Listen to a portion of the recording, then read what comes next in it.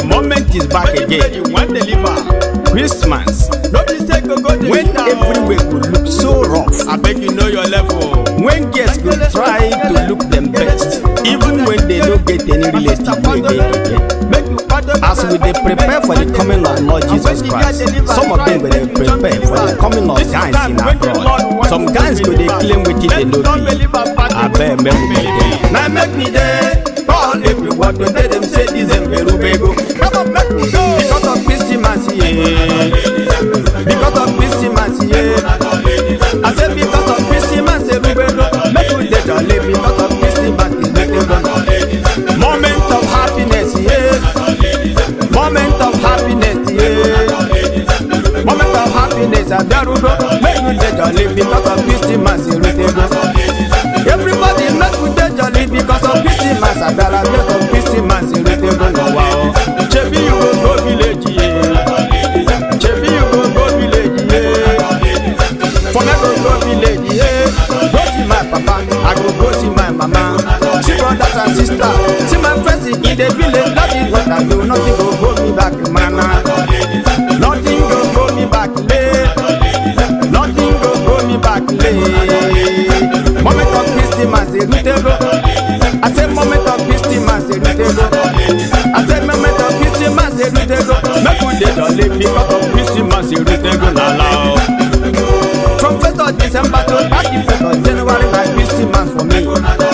I say from 1st day of December to 31st of January, na Christmas for me. I go happy, eat and drink, go where you hear me, make a mogari we back to everybody join me sing, everybody join me dance, everybody join me sing, make we dey jolly because of Christmas, make we dey jolly because of Christmas, make we dey jolly because of Christmas, I can name Bangulio, I got my name Bangulio, everybody join me sing, everybody join me dance, I know remember business again, I know remember business, cha-cha.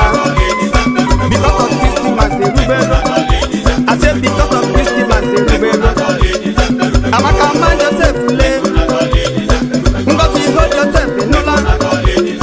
Emeka when came here, everybody boom one. Now I said you got a lot of fun, because of I know see you get more. Makeri say chachi uchenaka. Moment of happiness, Rubego. Reconnection time need the come. Our Lord Jesus Christ, our Lord Jesus Christ, the time when Jesus Christ coming to the world to take us away.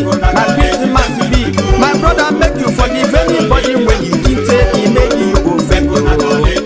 As our Lord Jesus forgive us, make you so forgivable, make you so forgivable.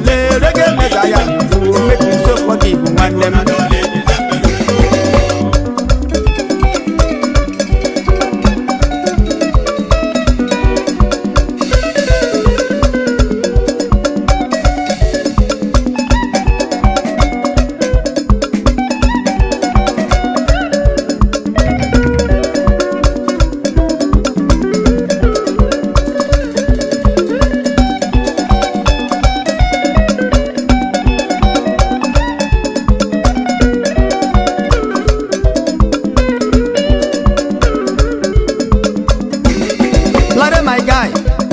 Something, you know December time. I beg you tell us, make we hear. Many go the fake for village because they sold everything when they them shop. Oh, they gather the money go their village. They deceive any girl we cross their path. Oh, they tell the girl how we making money him. You can't lie, say in bank a lot na chakam. How we get the houses?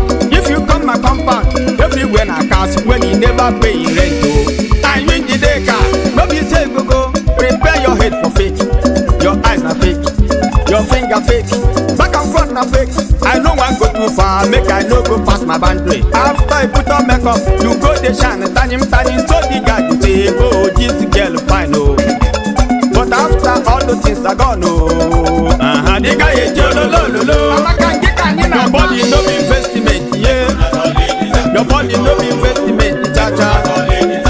I'm a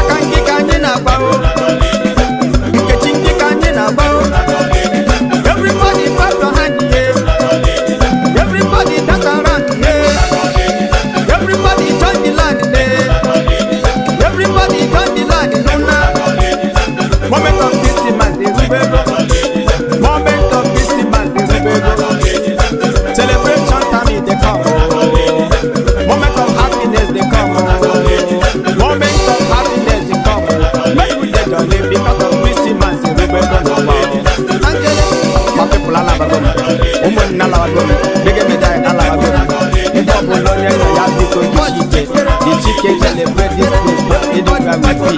I tell you, make you make sure say you join the believers. Make you separate yourself from evil. They will know wetin they dey do. Make you love, peace, help, forget everybody. Anything wey